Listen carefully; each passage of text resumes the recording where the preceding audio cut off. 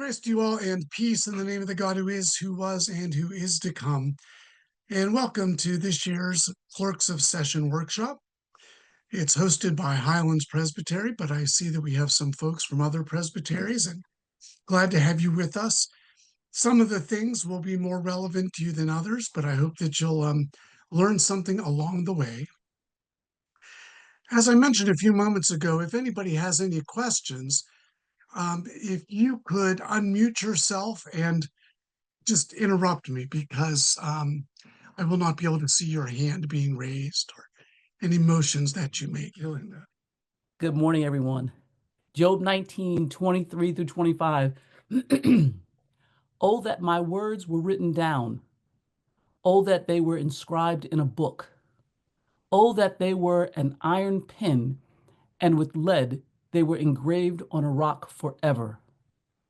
For I know that my vindicator lives, and that in the end he will stand upon the earth. Thank you. Like New Yorkers who never make it to the Statue of Liberty, it's taken 5 years for my wife and I to finally make it to this local event that people come from all over the world to attend. The Reading, Pennsylvania airport had the 33rd annual World War II weekend gathering. It's called a gathering of warbirds. There are over 80 planes, over 1,500 reenactors, and they look at every facet of American life in the 1940s. You can buy food that was around then, including food that was grown in victory gardens. You can buy clothing if you want to be a reenactor or just feel closer to the time. They have reenactments of old radio shows where they have the actors on stage and they sing and they tell jokes that are from the 1940s. And as much as you learn about America, you also learn about places around the world. And so there's a French village, and you can walk through the French village and you learn about life in France during World War II. And if this is of interest to any of you all, it's always on D-Day weekend, so around June the 6th. And it really is a remarkable event. And it's huge. And so while my wife and I got there early, there was no way we were going to take it all in. But we hit some things that were of particular interest to us. And for me, one of the things was we found some military chaplain exhibits. I was not a military chaplain. I've known a number of military chaplains, but it is of interest, and it's the church, it's history, so what more could I ask for?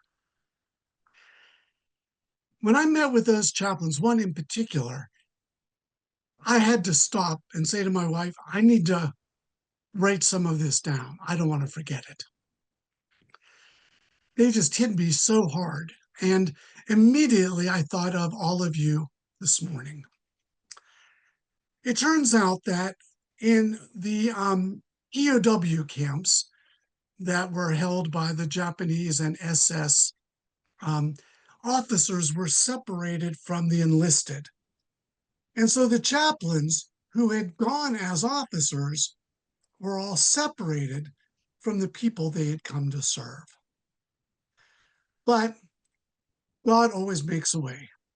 And despite being separated from those they served, they were not stopped from serving. And so we learned about how the chaplains would take pieces of paper that they managed to smuggle in or hide. They'd write their sermon on one side of the piece of paper, wrap it around a rock, and throw it over the fence that separated them. And then the enlisted men would get the sermon and they would share it amongst themselves.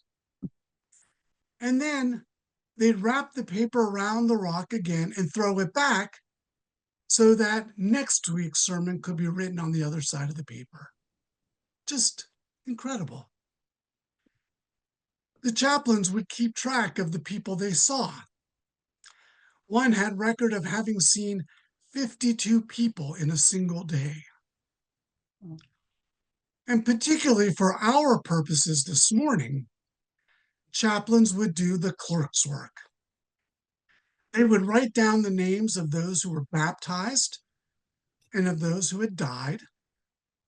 They would take that piece of paper and they would stick it in a ration can from rations they'd received earlier, and they would bury that can in the ground where it couldn't be seen, but where they would know how to find it.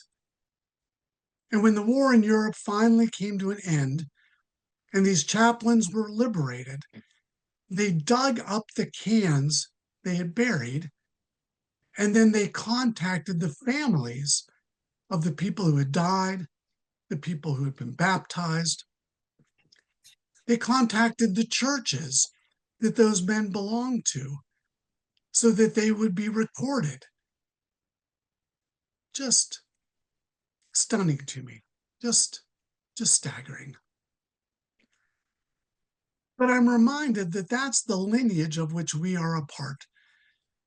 In past workshops, we've talked about the biblical clerks who gave us the book of Numbers.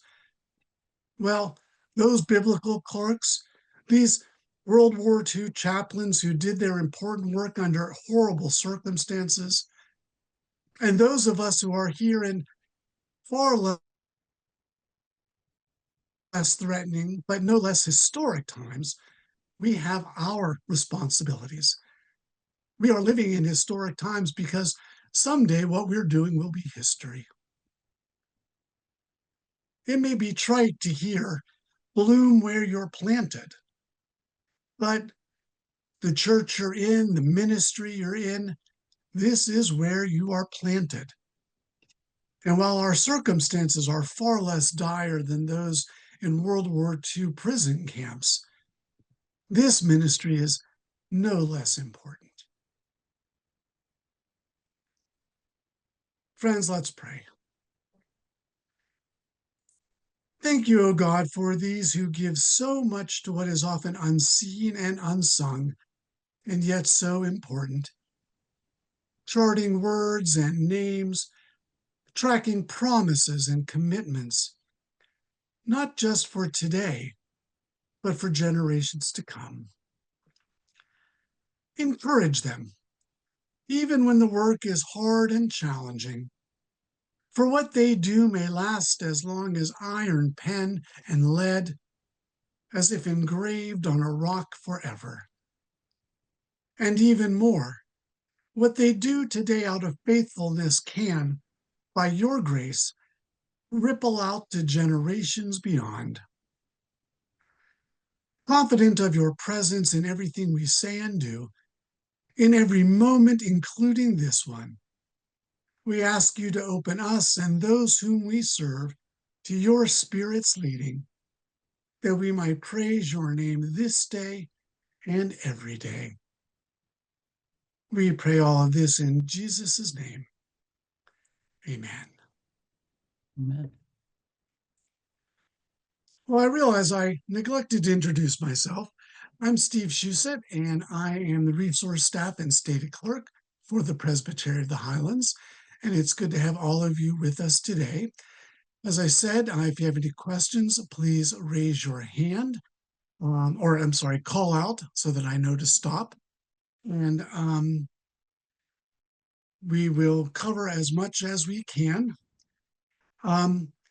As some of you may have seen, we had a guest scheduled to come, David Stan-Eunice from the Presbyterian Historical Society. And unfortunately, his schedule changed and he couldn't come.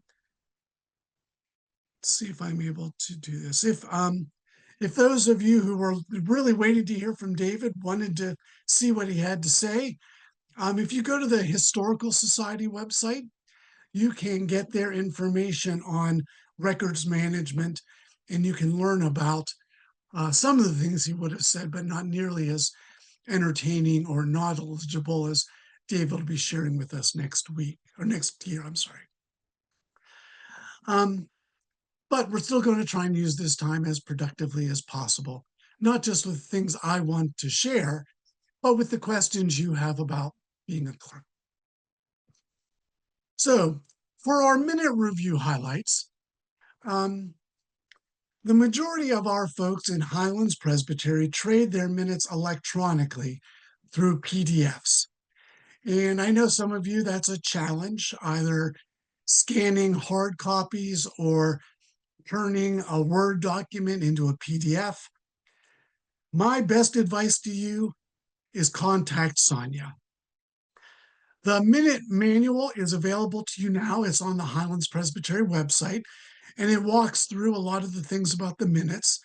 And one of the things it says, and says again, is contact Sonia, contact Sonia, contact Sonia. So I can't stress that enough for particularly the technical things. If you have a question about the minutes, I'm the one to reach out to. But for technical stuff, definitely Sonia. In addition to the exchange of digital minutes, we will offer one in-person opportunity, and it's the week after Mother's Day this year, or next year, I should say. This year, my life was a little too full, and it ended up being that weekend, but we have scheduled it to be the week after Mother's Day. And of course, if you have a friend or a partner or a nearby clerk, and the two of you want to meet over tea and crumpets and minutes, knock yourselves out. As long as we get a report that you've done it, that's what matters. For the minutes, the minute review next year, which is reviewing this year's minutes, there aren't a lot of new things, but I hope there's a great deal more clarity, at least on things that I have felt may not have been clear.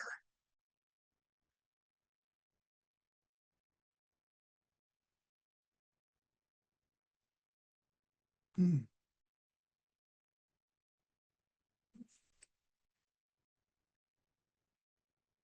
there we go. I'm going to assume most of you are old enough to remember Sesame Street and Hollywood Squares, even if you didn't watch them in your very strict upbringing, but maybe you did. Uh, on Sesame Street, today's number is 2. From now on, you only need to provide 2 page numbers for each blank line. And so this change is in your favor. In the past, you would mark down if you had a year of 7 baptisms, and we would all celebrate. We would celebrate by seeing all 7 page numbers where those baptisms were recorded in your minutes. But in my work with the Synod this year on the review, we are only asking 2, unless there are a couple exceptions. But generally speaking, just 2 examples are needed because honestly, I trust you. You're a clerk, I'm going to trust you. And so if you show me you've done it twice, I'm going to assume you recorded all 7 baptisms. So as long as your reviewer has 2 page numbers to look at and they say they're there, we're in good shape.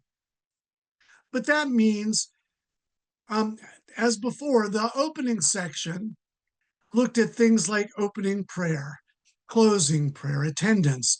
You only needed 2 of those, and you only need 2 of those now. But again, if you had 7 baptisms, you just need to record 2. When you elect those presbytery commissioners and you hear their reports, and you'll hear me mention that again, and again, you only need to show me twice that you've done it. And something else we'll talk about later, official communications. You may get a dozen from the presbytery. You only need to show us 2. This will make life a lot easier, I think, for both those of you filling out the form and those of you who have to review the form, because you only need to find 2. You don't need to find 7. There will be, as I said, a few places where you do need to provide more than 2, and we'll cover those as we go. Again, here's the Hollywood Square. Circle gets the square. Circle yes or no. On the review form, there was just a blank line, and it said, "Session shall keep a baptized member's roll." And some people would put yes. Some people would explain it was electronic. Some people would say it was on paper. Some people would give me other comments. And share with me whatever you want, please. I'm glad to learn. But at the end of the day, does your session keep a baptized members roll? Just circle yes or no. Active members, affiliate members roll? Just circle yes or no. Register of baptisms, ruling elders, deacons, installed teaching elders? Just circle yes or no. I trust you. If you tell me it's so, then I'll believe you. And if there's a problem, then I guess we'll find out why there's a problem.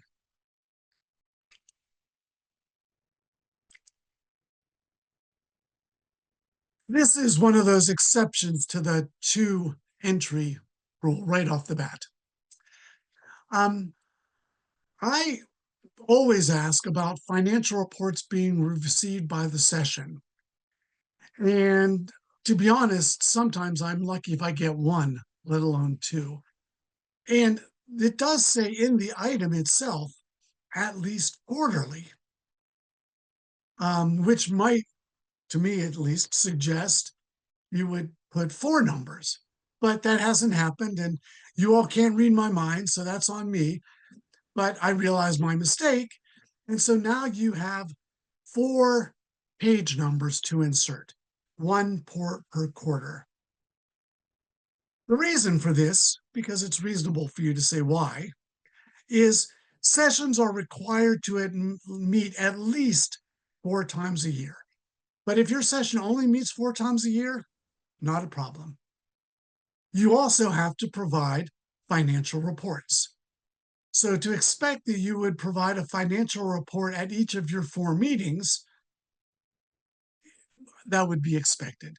The session has to be kept informed about your financial status. So I am not going to check the dates, and I don't ask your reviewer to check the dates. So if it doesn't end up being quarterly, but you put down January, February, March, and April, you will have done 4. And again, if you do that, I'll trust that you've done the others.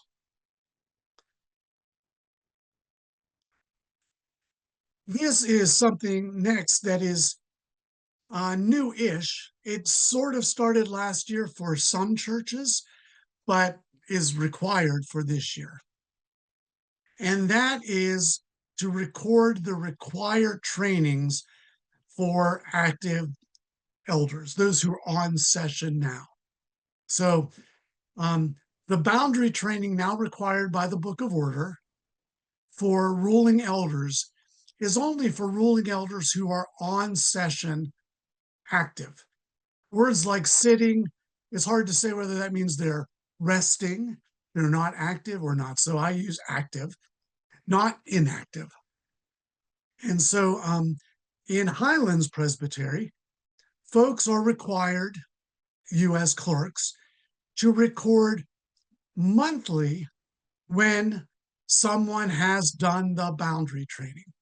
With Ministry Safe and with a number of other providers of boundary training, they're electronic. You can get on, you can't sleep at 3 a.m. in the morning, sit up till 5:30, you can finish it. And if you pass your test, hey, you're done. That's great. Which means nobody knows on your end at your church unless you tell them or they look. So what I have suggested is that as part of the opening entries in your meeting, you go through, do we have a quorum? You have opening prayer. Did anybody do their boundary training since our last meeting? And then you as the clerk will record those people in your minutes for that month. And then you'll do that month after month. And then at your last meeting of the year, whichever meeting that is, you will include a list of all of the people who took boundary training that year and the month in which they took it. And that way, if something should come up later, then you can not only find the list that has everybody, but you can actually go back to March. Otherwise, you've got to go all the way through every month till you find that person's entry. Deb, would you like to unmute? Hi. Deb. Oh, hi, Deb. Hi. Deb Albrecht. I'm with the Blairstown Presbyterian Church, Yes, and our active elders are in the process of completing these boundary trainings. And excellent. I just wanted to share with everyone that it's our church administrator who has arranged the web links for session members to access the trainings. And so therefore she has a digital record of everyone who's completed the trainings and the dates that they have completed them. So it makes it easy for me. I just need to check with her and she can tell me who has completed the trainings, and which dates. So I just wanted to share that with everyone. Thank you, Deb. That's very helpful. Um, this is where the community learning is important because Deb is sharing something that I would never know because I don't have a congregation to check. And I have Sonia who checks things for me. So thank you, Deb. That's very helpful. Um, so that's my suggestion. Deb has given you another way you can check each time, but the important thing is that that be recorded. Um, keep in mind that there are other people in your church who you should require this training of. And they may, people who work with children, they are required to do it, but you don't have to record them in your minutes. You do want to get that list that Deb was talking about from your administrator at the end of the year and keep those on file. Because if something happens, you need to demonstrate you did due diligence. It's unfortunate that we have to be so careful about these things in general, or that we have to be covering ourselves in case something happens. But that is the world in which we live. Um, Steve, yes, I have a quick question. yes, Carol. Do we have to do this yearly? Because my session hasn't changed. We haven't had new elders. These are people who are serving like a second term now. Do they have to Yep. do it again every year? No, it's required every 36 months, Okay, great. which comes to 3 years, but I'm sure wiser minds than mine know why we have in the Book of Order 36 months instead of 3 years. But one important piece of that is you really do have to track the date, because if someone did their training on, you know, June 30th, then if they haven't done it the 3 years later by that date, they're out of compliance. And if something happens in that in between time, again, that's a problem. So you do want to track those things. Yes, thank you. Thank you. Some churches have told me that they just have people who don't have the ability to get online and take these tests and do these trainings. And I understand that. That's a very real situation. One alternative that I've suggested to folks, well, there are several. One is someone who does know how to use technology, including your church secretary, can set the person up at a computer and kind of walk them through. And then when they have questions, they can ask for help. Another possibility, and I know some churches have done this, is the session meets and they do the trainings together. And the clerk writes down the names of everyone who is present for the training. And while doing the test is different, um, it is a way for all of you to be present for asking those questions, for responding to those questions, for hearing the answers to those questions. And so it's not taking the test individually, but it is requiring the session to take the training. And as long as those names are recorded, you're in good shape. And also, I know, having seen some of the names before I shared the screen, some of you have other insurers besides Guide One, which is who the presbytery works with. Your insurer no doubt has opportunities for boundary training. And the only thing I would ask is that you get in touch with me and run by me the things that you're going to expect your elders to take. And that way I can make sure you're taking all the things that are required of you. So that's, you can do it, but we just need to make sure you don't have people take a training that is on zoo animals, because we aren't as concerned about zoo animals. We're concerned about them, but not in the same way. Hi, Deb. Deb Albrecht. Yes, yeah, I have a question. Yep. Because this has come up at our session. And so uh, are you saying that it's possible for the session members to gather, watch the training videos together, and then somehow take the tests individually? I don't think that, well, We um, haven't figured out a way that that is possible. yeah, I think the only way, I don't think that would be possible because you can't just skip to the test. So if everybody doesn't watch the videos, they won't have access to the test. But what you can do is you all watch the videos together, you take the training. There is the exam at the end, and you could, okay, the first question is how many adults need to be with a youth when you're out on an event? And they'll give you a series of answers, and you all can talk through and go, oh, that's easy. That's three. And then someone goes, I don't think it's three. I think it's two. And you can talk it out. That may be an easy one. Everybody just goes, it's two. And you look at, oh, look at that. You were right. So it's not the same as everyone being taking the test, but you would have a record that everyone did the training.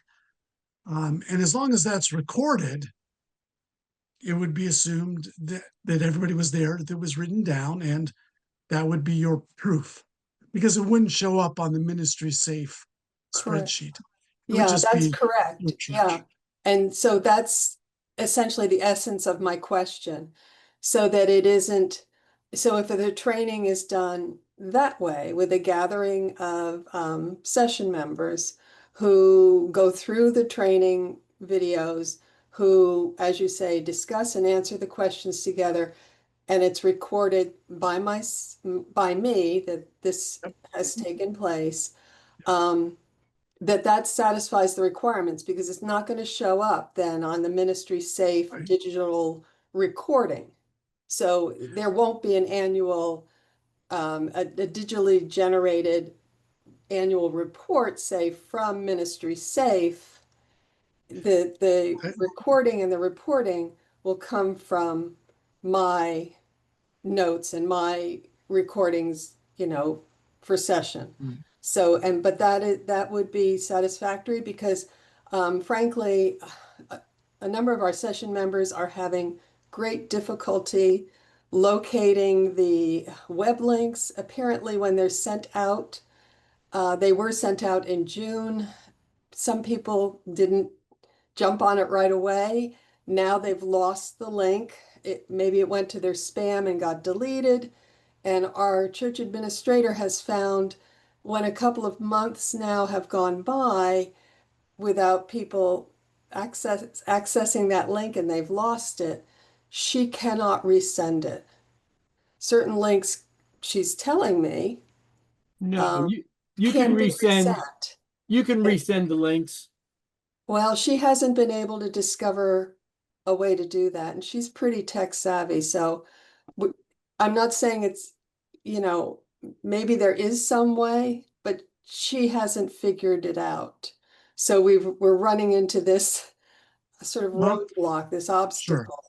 And Well, a group gathering of some session members might be the solution to a lot of headache. well, I would say it is not the most preferable way to do it, but it is a way when it's necessary. So, Okay. but I would say, and I'm not volunteering John, but obviously John seems to figure that part out. Okay. But if you contact Sonia, either she can help directly, or we can get the names of those people and contact Ministry Safe directly. And if there's some, something is blocked and they have to unblock it, they can do that on their end. But it sounds like John has found a way. This wouldn't be the time to learn about it, unfortunately, but um, I don't know if John would be open to Deb contact or your administrator, or again, Deb, just have someone contact Sonia and she can probably provide whatever you need. Yeah, I think Jen has, but okay. Oh, Who okay. is this John person? He's attached. Sorry, that was John Ware, and he's at Union Hill. You can He's the clerk contact there. me. Okay, thank you, Oh, John. thanks. Didn't want to put you on the spot, but I was Okay, hopeful. thank you. Glad to help. Thank Just you. as an aside, I have contacted Ministry Safe on a few things, and they are very, very helpful, and they always straighten out whatever the issue is that I've encountered. So that's another route if you can't get a hold of somebody, who's a clerk who's done it. Great, Carol. Thank you. And I'll make sure I mention that to Ministry Safe just so they know they've gotten some kudos. So yes, the Steve, group, yes. I just wanted to make sure, were the classes supposed to be done by December 31st, which is what I thought, and then somebody I heard say it was October. So I just wanted to make sure we're in line with. October is the ministers of word and sacrament of the presbytery have to, they're on a 3-year a 36-month cycle too. And so every year, every 3 years, we get a letter saying you're due, and we have to do our training in the October of the Okay. year.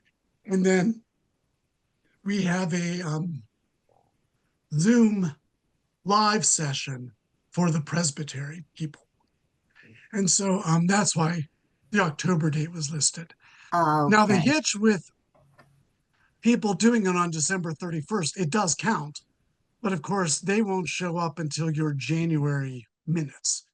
So if you can encourage people to do it by November, the end of November, then if you have a December session meeting, you can record those people in that last set of minutes for the year. That makes sense. Okay. Thank you for that clarification. Sure. Linda. I just wanted to share one thing that we found is helpful, because we have had people who've had who were, not quite as tech savvy trying to navigate through it. The idea of getting together collectively to do it. What we offer is we can get together, have a group session, and we have people bring various laptops so they can go on and do the individual completion of it. So we have two really, really tech savvy millennials that we've been blessed with that are on our session that really offer their time. So, and we'll just tell people, bring a couple of laptops, they can work through it. This has been helpful not only with this, but a lot of other things, other challenges that we're dealing with. So just bring a few laptops and then everybody can go through and get the support they need and still get the certifications out.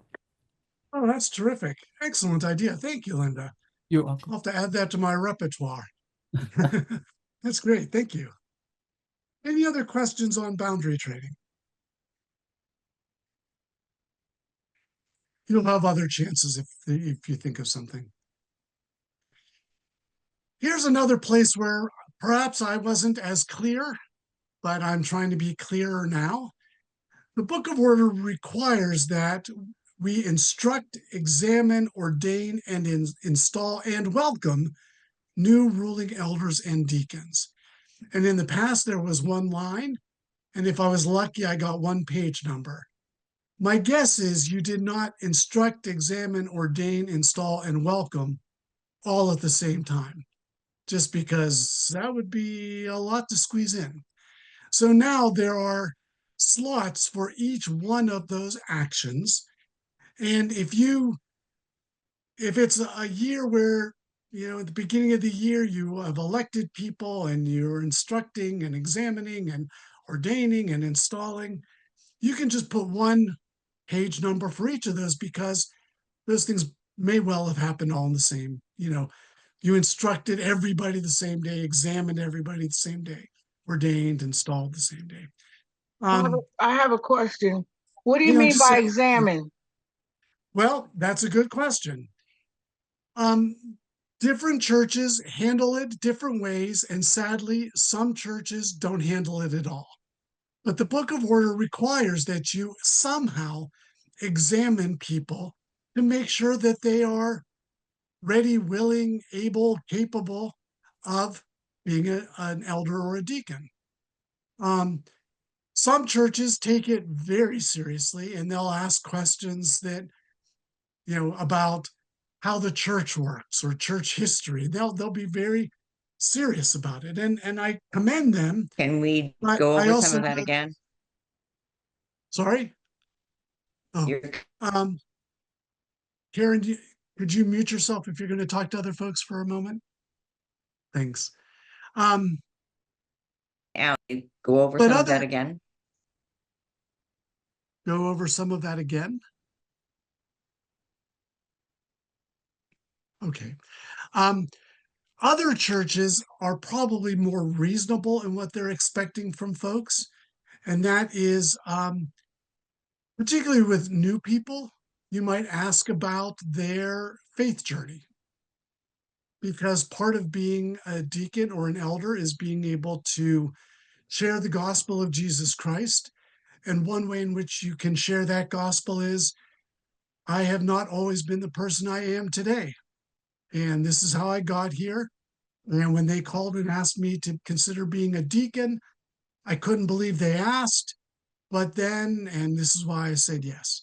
And so that's one way you're examining people, but you're not requiring them to memorize stuff. That really is a minority at most. Well, Um, who does the asking the questions like that? The the minister or session, the session? the Session session asks each does. other or the congregation? When You're only examining the people who are coming on. So Jeanette, you've just been elected to be an elder. You've been an elder, but now they're going to, have you installed again for another term. Well, you show up and someone says, Jeanette, I really don't know your story. Or, Jeanette, tell me what's important to you about the Presbyterian Church.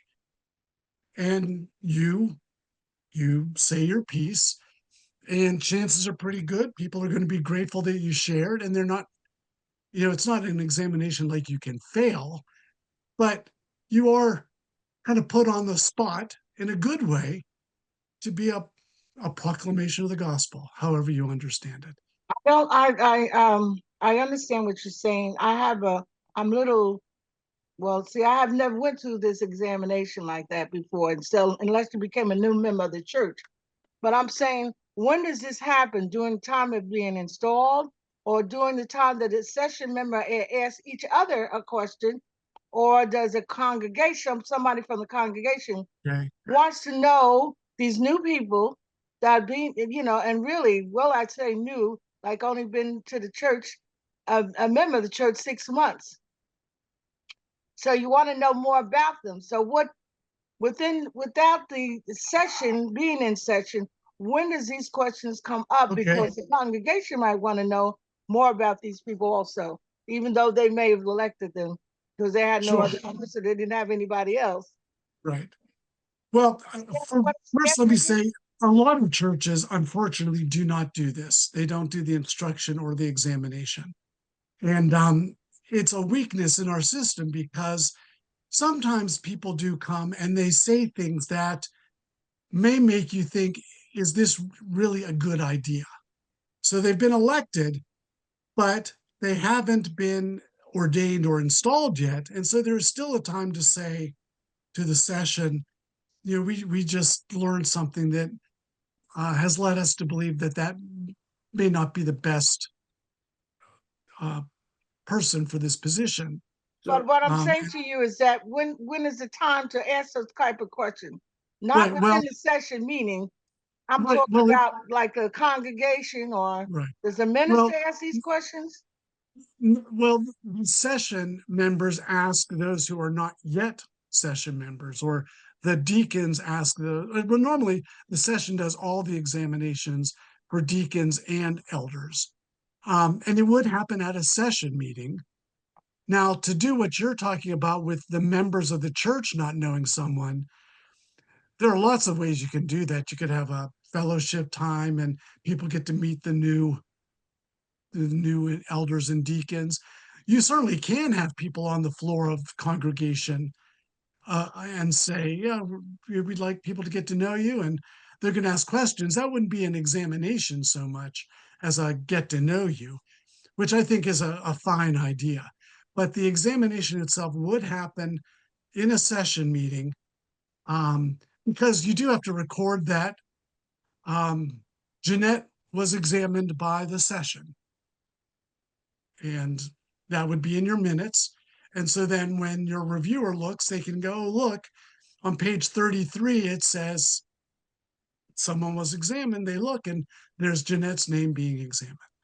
So this examination is the one that happens during a session meeting. Another Does this question, and I don't want imply- to take up too many people, your time too much, but what's the best time for after you've been elected to be installed?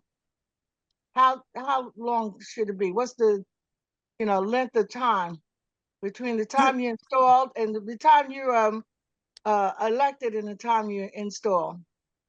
A lot of that really depends on your bylaws, because normally your bylaws will say when people are elected, and then it'll give some indication as to when they should be installed. And if your bylaws don't say that, that's a good thing to include. And so you might put, before the end of January for an installation, because you don't know how bad the weather will be.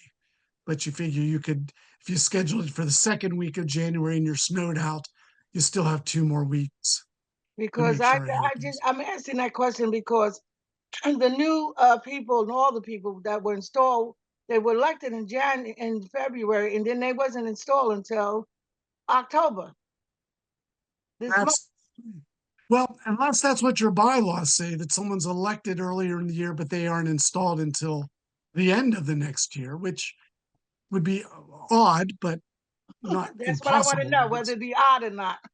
That would be odd. Yes, Mhm. that's a very long time. Right, Normally, people are elected at the end of a year or the beginning of a year and then installed relatively soon thereafter. right. Thank you. Mhm. Sure. Does the Uh, examination imply that session can reject an elected officer? well, I think that's a good question. I think I think there would be a process we would have to explore if that were to come up. But I do think that if someone were elected, now I could imagine examinations taking place before people are elected. I would have to look, I don't know that the Book of Order is that specific. I don't So think if you they can were do that. examined before they were elected, then if they were examined and you found out they were neo-Nazis, you could not put them on the ballot.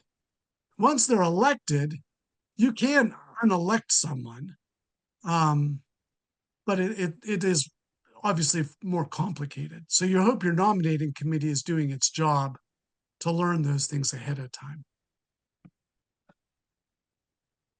Of course, there's also nominations from the floor.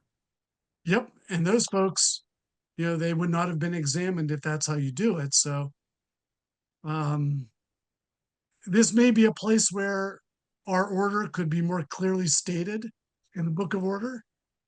Yes. But having looked that up recently, I don't remember seeing anything that gives that kind of specificity. Hmm. But if you're asking me to look, I can. I'd ask that you send me an email so I remember to look. But I certainly would do the research. Could I ask another question about, I Well, want hang on, somebody else hang to on a go second, before me. Jeanette. Hang on. I Let think I saw Wendy go. Wendy has a right. question, right? Yeah, I saw Wendy's hand at one point. Yes, hi. Hi, Wendy. One of the things that we do, Jeanette, is the search, the nominating committee, the search committee.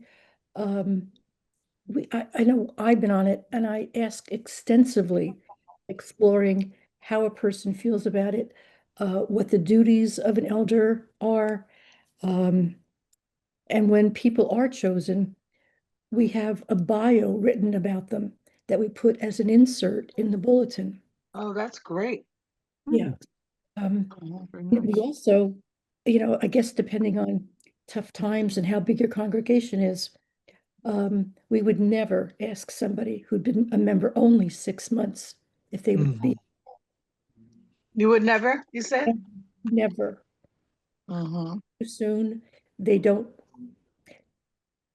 It's tempting sometimes because you have people that come, maybe transfer in from other churches, and they've been elders before. They understand what it is to be an elder, the culture of it. But we just feel like somebody needs to have been a member longer than that. Right. Thank you for that, Wendy. That was something that in your question that kind of caught my ear, but there were other things. But I would discourage 100% from electing someone for any office in the church after 6 months, and frankly, a year would be pushing it because they don't know the culture, and Right. also you don't really know them. And Right. I can speak from personal experience. There are people who seem wonderful and capable and gifted, and in many ways, those things may be true, but they can be very destructive also. But then they're in a position of authority, and their destructiveness is much more widespread. So Mm-hmm. really getting to know people and make sure they know you is important. And some things you can't examine, you can't figure out, but you may need a year or more to see how someone reacts when someone challenges them or says they're wrong. And they flip out because you can't tell me I'm wrong. Well, that is not what you want in a leader, you know. But you wouldn't know that until something happens that you see it. Mm-hmm. Yeah. Thank you for that, Wendy. Can Steve, I just want to piggyback on that, Please. and just say that our church's operations manual states that you have to be a member in good standing for a minimum of a year to be considered for election. So that's one of the things you can do. Just kind of build that into your your manual of operation.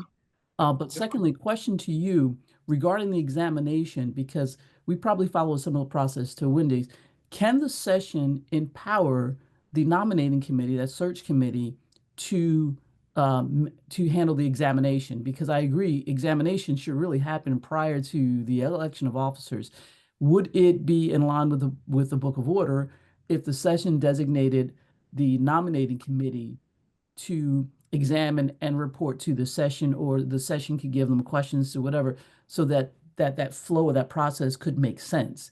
They're examined, they're elected, they're installed and ordained, as opposed to being elected, then we examine and find problems. I just didn't know if it was in Well, order for the session well, to designate that responsibility to the nominating committee. what I would suggest, I think that's an excellent idea. But what I would do instead of empowering the nominating committee is to delegate to the members of session who are on the nominating committee the authority to examine on behalf of the entire session. And I think, yes, if the Yeah. session, I think it's a great idea. And we're trying to introduce this a little bit more as a presbytery. Um, you can have the questions in advance. The session can say, here are 6 questions, ask them 3 of them. And so it's not like somebody can, cheat and know the answers ahead of time because they don't know what questions they'll get. But that way, the elders on the nominating committee can look at their list of 6 and say, these are things the session wants us to ask. I'll ask the first one. So that, I think, would be a cleaner way than delegating it to a different committee. What about nominations from the floor?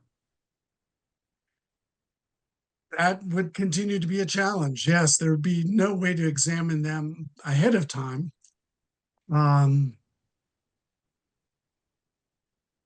Then you'd have to examine them after the fact, and the chips would have to fall where they may, I guess. If they were examined and they fell short of what the session deemed necessary, then you would have to go through whatever process it is to reevaluate that election. Mm-hmm. In my experience, now it is only my experience, people are not generally elected from the floor. It happens, Yeah. but um, they have to be there. They have to agree to do it. The people in the congregation have to feel like, wait a second, John Ware was nominated, and now they want to elect Joe Schmo, who hasn't been vetted by the nominating committee. We're going to stick with John Ware because at least we know someone's, looked into him. But it does happen. So yeah, one does have to be prepared. Another question, and I'm trying to make this question real short but it is a problem in my church. I'm a former elder, but I see something that's fairly kind of a new experience, let's say. Now, how do we what happens if the session mostly agrees with the minister instead of the congregation who they're supposed to represent? I That's guess two things. how do we get Two, the elders to work more, or how does the elders work more with the congregation than with the minister, or how do we get the elders to be independent thinkers so that they don't have to so they can be independent thinkers so that they don't have to follow the minister's um what's his name well, uh, when they vote. I two, mean, when it's time to vote, you know. I get you. Two things. Just one first. You are still a ruling elder. You may not be sitting on session right now. Right, Once an elder, always an elder. right, Um, the situation you've described is a place where, for one, the session isn't supposed to be working for the congregation or for the pastor. They're supposed to be working for God. And right, the pastor is part of the session, a full member of session. And so um, all of those things have to be taken into account. But the situation you've described is where you would talk to your, and maybe not you, because, well, I guess if you're a member observing this, um, you're getting in touch with your committee on ministry liaison and just saying you're concerned about something. It's not something we can fix in this meeting or any kind of a meeting like this. You'd actually have to have someone to talk to who could say, they could come and visit, they could do some investigating, whatever the case may be. But that would be my first move. so you mean that we would have to get in touch with the person that's in charge of the committee of ministry Yeah, I guess to they, like they can. intervene? Well, they may not intervene. They might have the COM liaison come and meet with you or meet with your church and just kind of see how things go. But yes, that's a COM thing or that would be my guess, COM. Mm-hmm. Okay. Not the minister, of course, because that's who that's what No, no. is trying to get the session Well, to agree with them. Jeanette, well, we're going to have to move on from Okay, this. I would just right. say COM is the I answer. understand. I got your answer. You gave me an answer. Thank you. Good, good. After instruct, examine, ordain, and install, I'm assuming you're welcoming people when they're installed. You see below that, or if exempted from officer rotation. There are churches that are small, or churches that don't have a lot of people who are able to serve as elders. And so a session might request of the Committee on Ministry and the presbytery that they not have to elect elders or deacons for a given cycle. You need to mark two things down there. One is session has to vote to ask COM to be exempted from this policy. And then you need to write down the page number where COM's response is recorded in your minutes.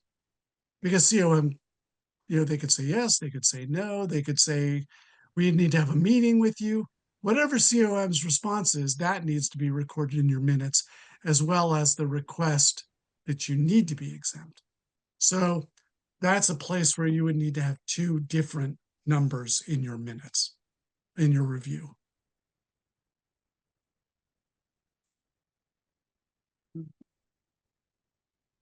When it comes to that examination that I mentioned a few minutes ago, that we've talked about a bit, the Book of Order has changed in this regard as of July 4th, when the new Book of Order went into effect. And in the interest of church order and participation and representation, there has to be a question about inclusion and diversity. And that's for deacons and elders, as well as ruling elders, as well as teaching elders. There are a lot of ways a session or a presbytery could take that kind of a question. And some of them can be very politicized and can be inflammatory. And then there are other ways where you're getting at the heart of it, which is, will you work alongside people who are different than you? And so the question I have on this slide is the question I have elected to use on behalf of the presbytery to fulfill this requirement. My asking this question, which is kind of it's just a get to know you question, the kind of question Jeanette was asking about.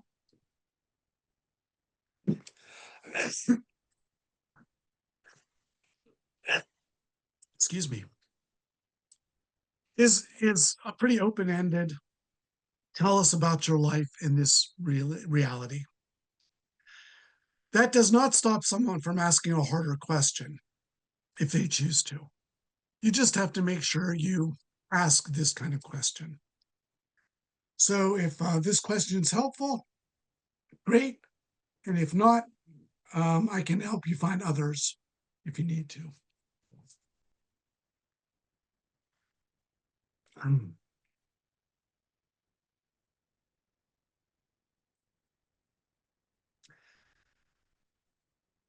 Notice of any official communications to the session from the Presbytery, Synod, or General Assembly, including those by email.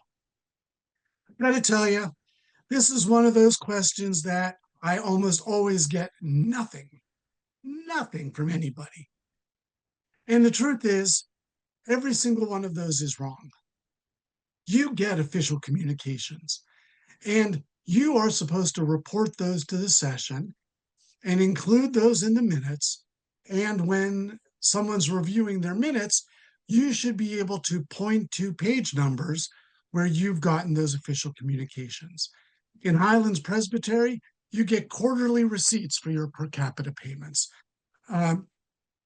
If you get from me, I know for sure, one report at least saying you had 0 exceptions, good for you, or you had 11 exceptions, or you never submitted your minutes.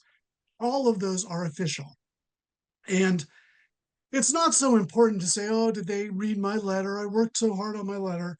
It's that your session has every right and responsibility to know that a higher council has communicated with them. And I don't know all the things that the presbytery sends to you. I had to check and make sure I was right about quarterly receipts. You may get something at the beginning of the year saying, this is the anticipated per capita that we're expecting from your congregation. I don't know. But I do know you get the receipts. I do know you hear from me. That's 5 official communications. So make sure those things end up in your minutes, and then make sure when it's time to report that you report it. It's not a big deal, but it's one that hasn't been happening the way it could. So I have a question on that. Yes. We always report in our financial report what what payments that we've made. Is that the official reporting of that, or does it have to be separate? What you're reporting here is that the presbytery has informed us that we have done this. So yes, you keep tracking your financial records. Good for you. I mean, I hope everybody does that.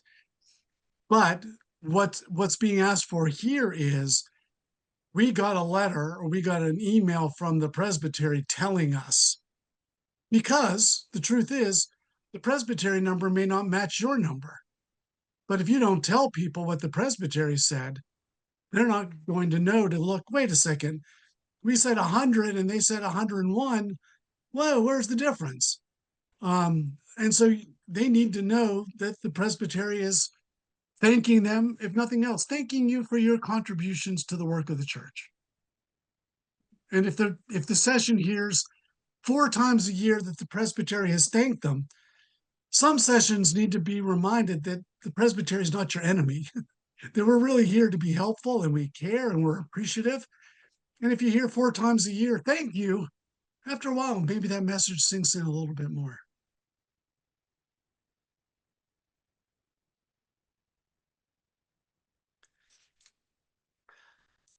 Last year, with the last General Assembly, there were new policies created and required.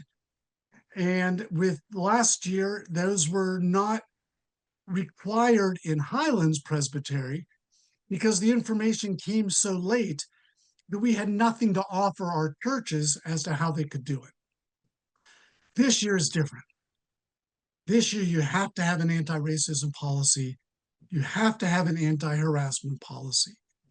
And because the new Book of Order went into effect on July 4, you had nearly 6 months to put into effect the addition of adults with vulnerabilities protection. And so those 3 policies are expected of you in your minutes and in your manual of operations this year. And when the reviewer is looking at your minutes next year, they should see some evidence. Those are not yes or no. Those are somewhere in your minutes. You say, we have an anti-racism policy, anti-harassment, children, youth, and adults with vulnerabilities.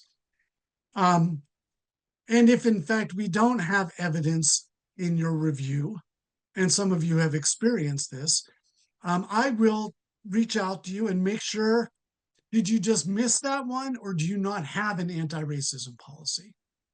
And if your answer is no, we don't have one, or we're working on one, then not only is that an exception, but I'll notify the Committee on Ministry that you don't have a required policy.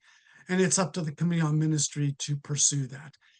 What can happen if you don't have that? Well, the truth is, if we had to, we would send you that official letter that you would put in your minutes saying that, I mean, if it got, this would be extreme, so please don't worry about it.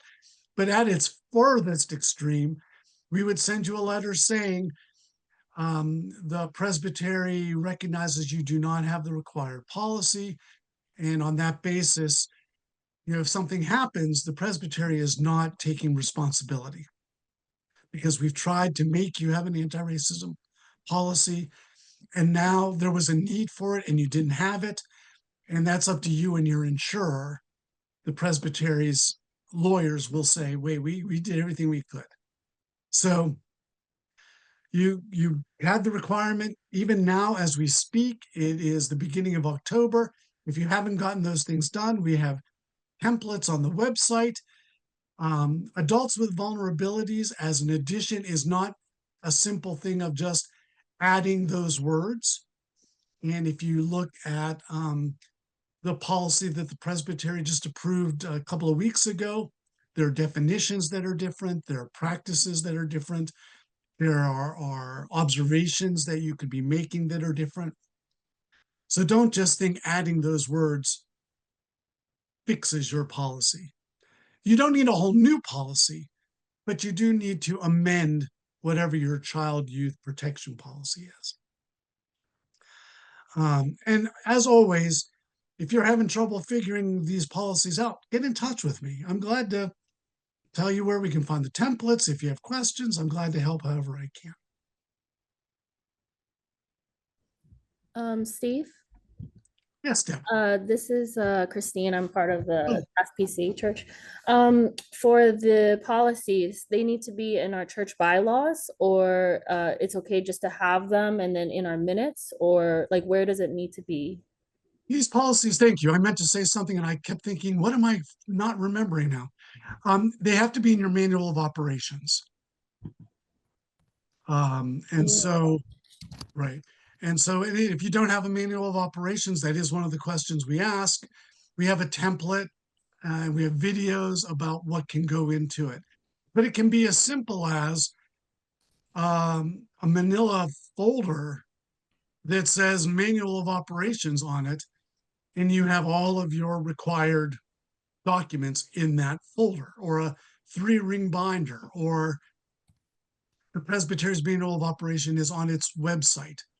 And so anybody can go look at it. And we do encourage it being available to anybody who wants to look at it. It's not a secret. The congregation has to vote on these things, many of these things. And so not in your bylaws as such, but your bylaws might well reflect the existence of these policies. Or I guess it might be safer to say the policies required by the denomination and the presbytery can be found in our manual of operations. And that way you just have to change the manual, which is easy.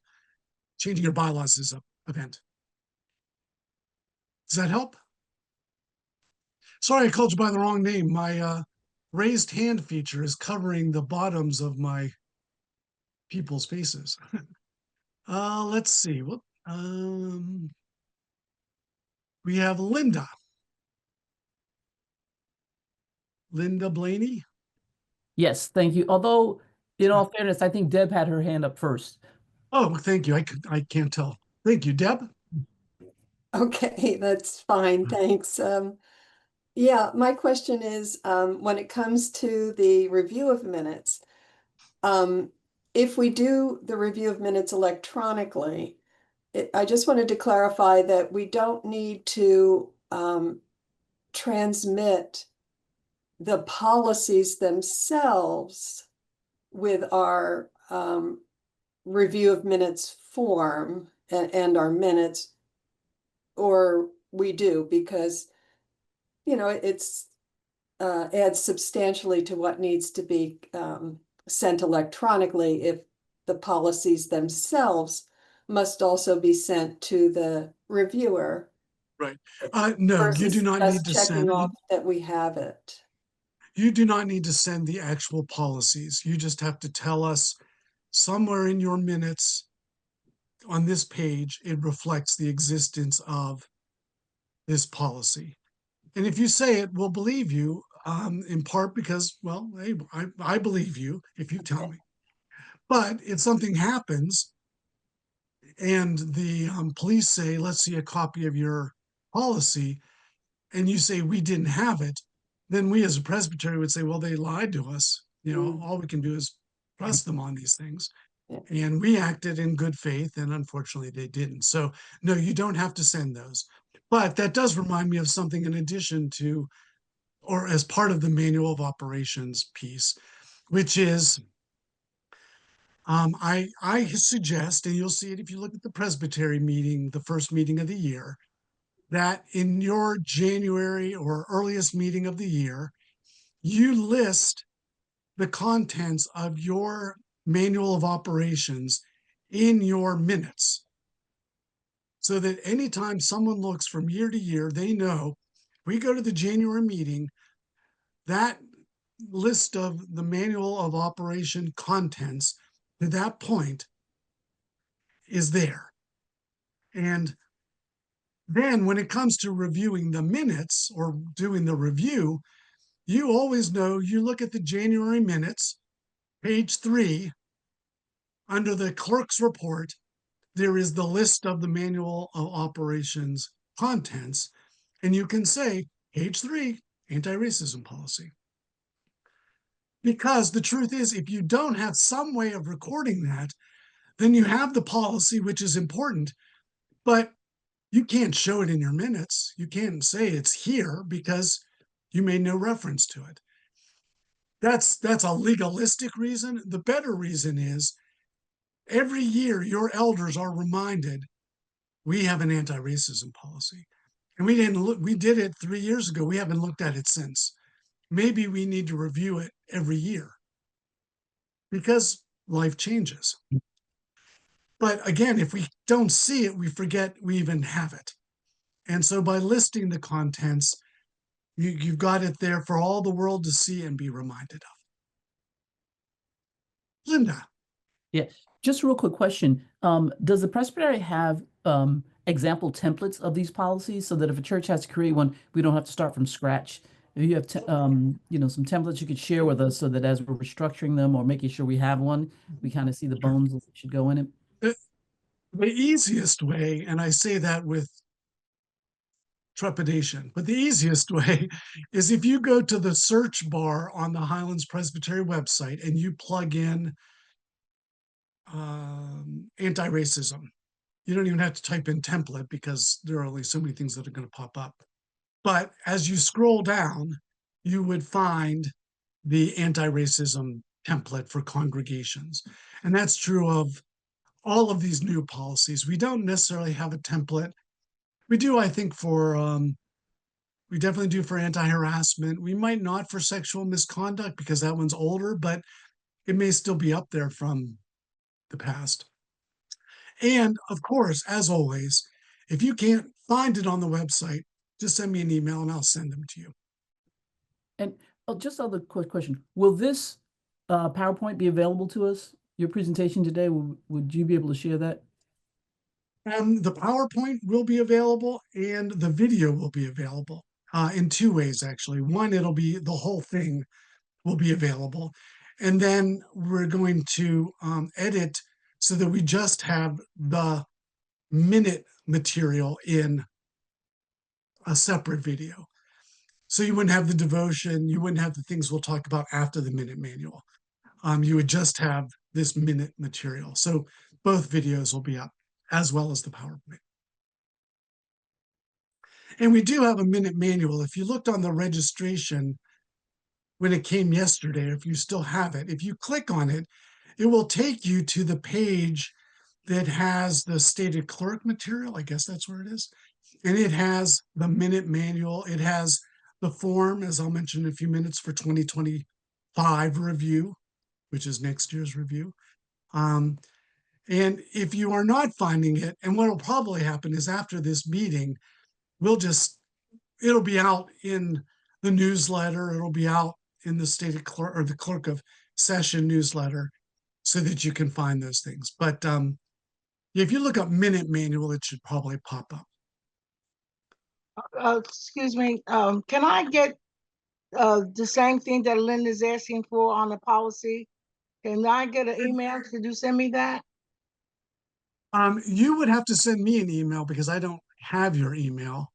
Oh, okay. But yeah, I guess anybody who sends me an email asking for policies, I would be glad to send them to you. Okay. Keep in mind, I am on vacation next week, so if you don't hear from me right away, I'm not being mean. I just Okay. won't see it. But yeah, anybody can send me an email and ask for policies. That actually happens weekly.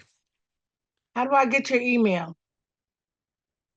If you go to the Highlands Presbytery website and look up, I don't know what it says, staff or who we are.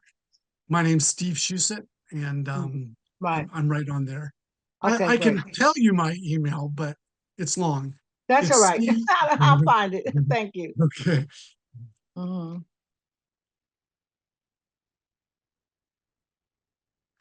Okay. So for those of you who use our form, you know that we have added a question in the past couple of years that has not been used a lot, but every once in a while.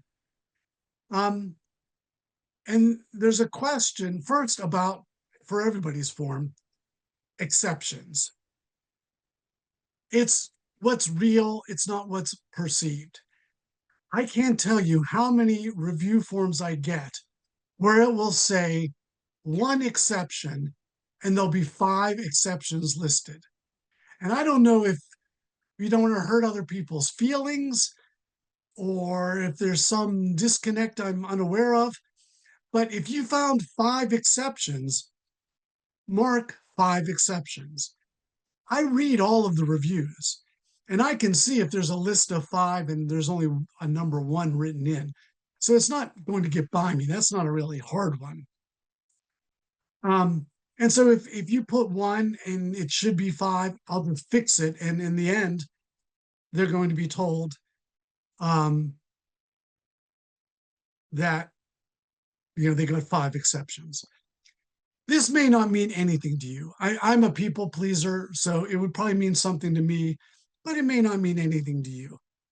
But if you list 1, or if you put 1 and you list 5, I look at you, I see your name, I roll my eyes, I shake my head, and then I move on to the next thing in life.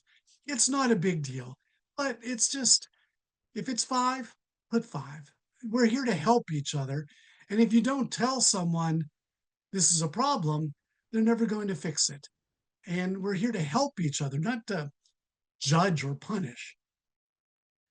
At the same time, there is this new question about being a friend among your colleagues in ministry.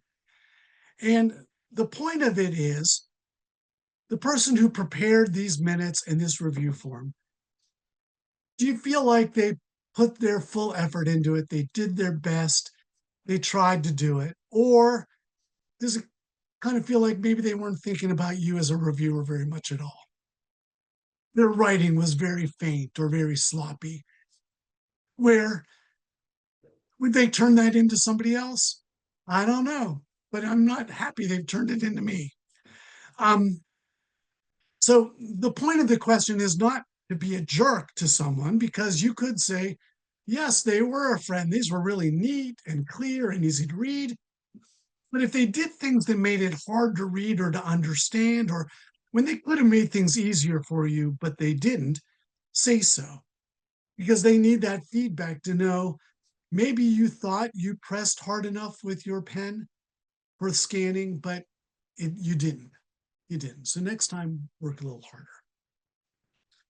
One of the changes that will happen next year, it didn't happen in this year because we wanted to give you warning, is we know when we send you things. So we know that you sent your minutes into trade February 3rd.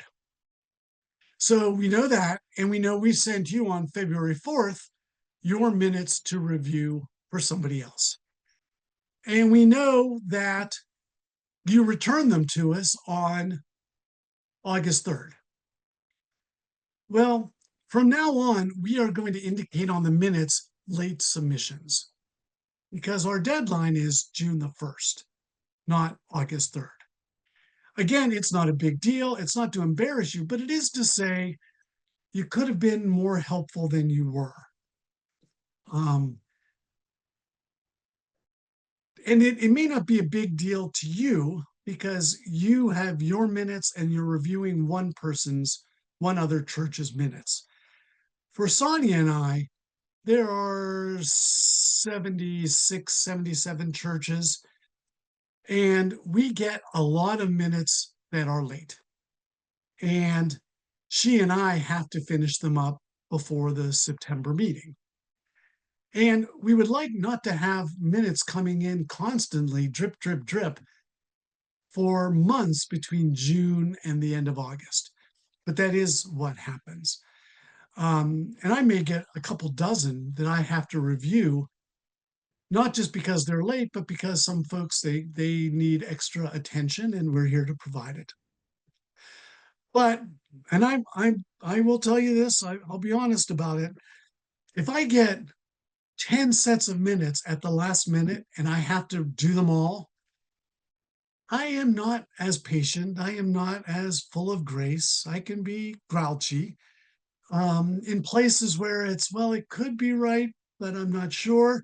It's going to be wrong because at a certain point, it's just I need to get them done. and they shouldn't have been in as late as they are. So I apologize in advance if I'm grouchy, but that's the nature of who I am, I guess, or being human. Do tell your pastors that just because you're marked under not being a friend among colleagues in ministry, not that we would put it that way, but perceptively that way. No, I got a call from a pastor who was very upset because it seemed as if their clerk might be brought up on charges. And I was like, wow, where did that come from? Well, of course, this question is taken from our ordination vows, the constitutional questions. So I can understand the connection, but boy, that was a little extreme. So no charges are being filed. It's just indicating there was a deadline, you didn't meet it, but here your minutes are. Or conversely, we never got your minutes, and that's a different category. Um, I stand by all that I've said, but I also understand you're busy people. You may actually have a life beyond being the clerk of session. People will contact me and say a health crisis, a family crisis. And I understand that, I believe it, and we make accommodations for that. And when those minutes come in late, I am not as grouchy. I am not as picky because you contacted me and said, I'm going to be late. Something's in my health, my spouse's health, whatever. And we make allowances for that. However, right now, if you go to our website, you can find the review form, you can find the minute manual. You could this afternoon say, well, this is my clerk of session day. I spent all morning with Steve. Now I'm going to deal with this stuff. You could start right now working on this year's minute review. I have mine in process for next year's synod review of the presbytery minutes.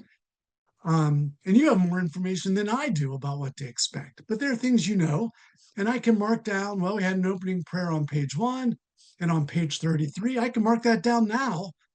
And then when it comes time to fill in the rest of the form, that's one less item I have to address. So you've got those documents right now, and you have until May 18th to submit your minutes and your review form. And even if you wait until the last minute, if you got them in on May 18th, you would have until June 1st to answer 46 questions. That is not asking a lot of anybody. Again, if life is somehow extreme, then I understand your life, if a hardship comes up. But under ordinary circumstances, 46 questions in a week and a half, you can knock that out in an hour or two. There aren't any new questions this year, just more specificity. And so by the end of this year, if you look at the items that are required in the review, and you go, wow, we didn't do this, you probably still have the October meeting, November, maybe even December, 3 months to do. You can create whole policies in that amount of time. You can make sure you fill in places where you had gaps. You didn't know you needed 4 references to financial reports. What do? Well, if you had a quarterly financial report in March, June, and September, but you didn't know you needed that in the minutes till just a few minutes ago, then when you get to December session meeting, you have your financial report because you do a quarterly or you do a monthly, you're ready.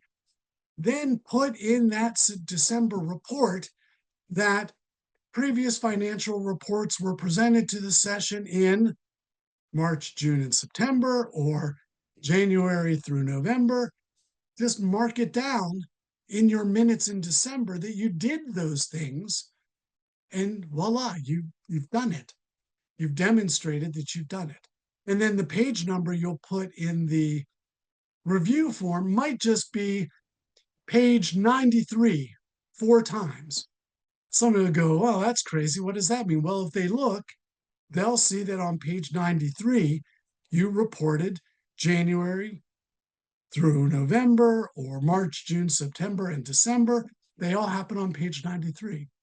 It's not the way you'd want to do it in the future, but it would be a way that you can make sure you've gotten it right. And then next year, when you're doing your minutes, you'll know you need to do it 4 different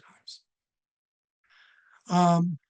In November, you could go, oh man, I didn't know Steve really required this examination of officers. We talked to them back in February.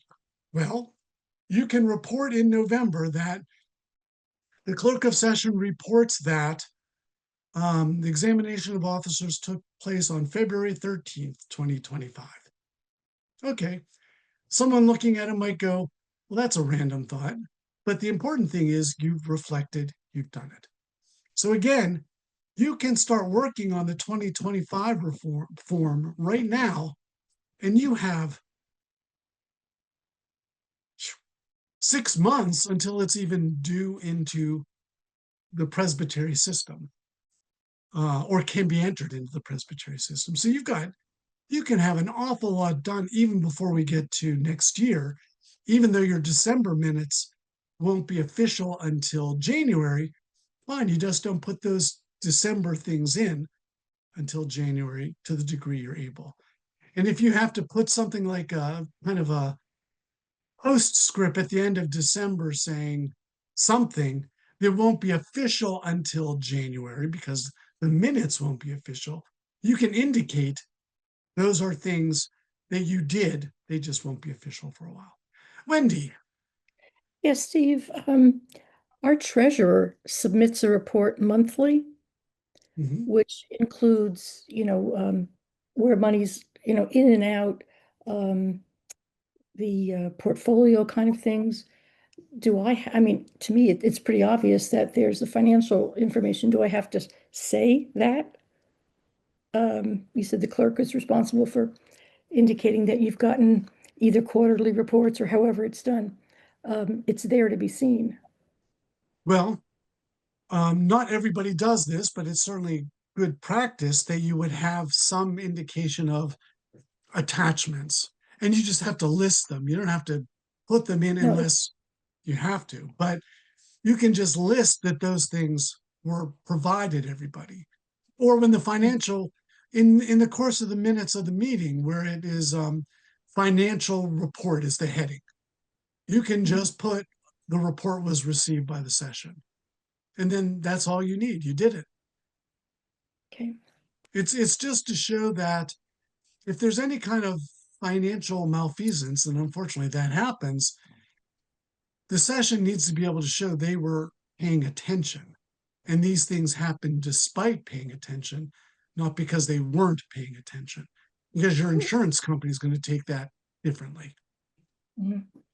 Well, that's why, I think it's important that the entire treasurer's report is in the minutes every month so that, we have somebody that does the whole breakout of the portfolio.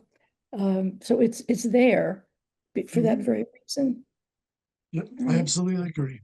I understand it's paper, and paper is always an issue, especially, although as I recollect, you don't really need to use special paper anymore like in the old days. That normal paper these days is acid free, but check the Historical Society before you make any big changes.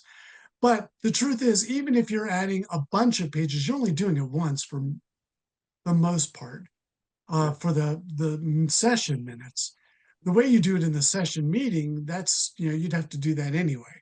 So it's not that big of a difference. And that's one reason why I understand it's a lot, and for some churches it's an awful lot. But those congregational meeting or the annual reports where you have, this is what the nominating committee did, and this is what the fellowship committee, it's a lot of paper, I understand. But in 5 years, no one's going to know where to find, or very few will know how to find that annual report. But if it's in the minutes, everybody knows it's there. It's there because we always put it in when it appears, when it occurs on the calendar. And there are a number of things people miss in their minutes or on the review form, they'll say, well, we didn't put it in the minutes, but it was in the annual meeting. Well, that's a gray area, because if your reviewer says, well, it's not in the minutes, it's an exception. I trust your reviewer as much as I trust you as the person who filled out the form. If they looked at it and felt like it should be there, it's supposed to be in your minutes, then they did their job, and good for them. And I'm not going to turn my back on them. Well, And so if you put the congregational minutes meeting stuff in, it's all there. Mhm. Well, at the end of all session minutes, uh, we have 9 committees. After the last committee, I have just there as part of the template that the session accepted all reports. Okay. So That right. So as long as the report of the finance person is indicated as having been presented, then at the end you will have accepted it, and that's fine. But if you don't put there's a report, then it wasn't accepted because it doesn't exist. So that would be a line to include, one sentence. Thank- Sure. Any other questions on this part?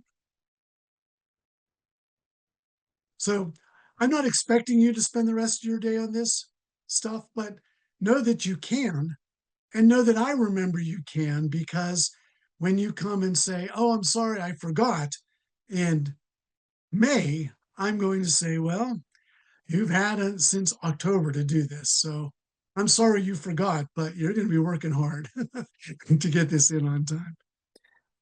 Yeah, I have a question. Yes. So Joe. Joe Young from Sparta. The, so one of the challenges that I found last year was that our fiscal year begins on October 1st and ends on September. And yet the minutes are always a January to January.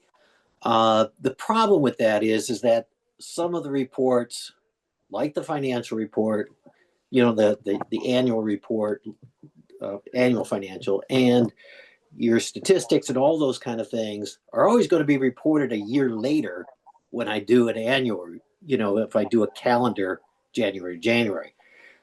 Is it okay to do a fiscal to fiscal? No, we won't accept fiscal to fiscal, because that gets very confusing for our keeping track of you. But I Okay. would say it asks for 4 financial reports quarterly.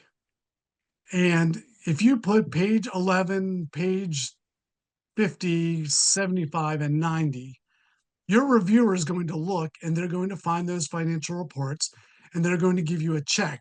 They are not going to check to see which year it's in. So this is kind of an expansion of if you do it twice, I'm going to assume you did it in the whole thing. If you mark that you've done all these things and we can find all those things, even though it's bridging financial years, that's okay. We Okay. just need to know you did it. Yeah, that was just noted last year that I didn't do a statistics report, but it actually was done in the fiscal year, not in the calendar year. Right. Well, that's a place where you'd have to make an adjustment to make sure, if it's year to year, then everything should be essentially the same. It It's is, but just you get to stated see it a year later. right. But if you put page 17 for your statistical report, the person's going to look and say, there's a statistical report. They Right. just said it was the wrong year. Okay. Well, right. Well, then that's where, if I noticed it, I would write to you and say, Joe, I remember you saying something about this. I can't remember. What did you tell me? You'll tell me what you just told me, and I'll say, okay, that's fine. Got That's it. not an exception. Okay. Yeah. Thank you. That's where there are only so many things just like you can't read my mind, I can't read yours. So you got if I send you an exception, you go, hey, wait a second, it was there. They just said it was the wrong year. You email me and tell me and explain to me what the deal is. And I have the final say. I'll tell Sonia 0 exceptions or whatever. Got it. Okay. Thank you. Yep, definitely reach out. Any questions of why we did something or your reviewer, reach out, because at the least I can reach out to your reviewer and say, you said this wasn't, but I see it here. How does that help me understand? And we may come to a place where I'm learning something new or they're learning something new. Okay, any other questions about minutes? Because we're about to move off of minutes into the home stretch. Steve, I have one more question. Yes, Uh, Kristen. regarding the ministry safe, we found Yes. out from from our liaison that we also have to do like the background checks. Does that also need to be included in minutes? No, background checks don't have to be included in minutes. Oh, okay. That's just an internal thing. You have to do them, but Yeah. there's nothing in the minutes that asks for them. And just so it's great if you use Ministry Safe, but a lot of churches work through Sonia and whoever the former background check provider was. Mhm. So whichever way works for you, please do. But you don't have to use Ministry Safe. They offer that as one of their services. Oh, okay. Thank you. Sure. But it does need to be an official one, however it's done. Okay, things to look forward to.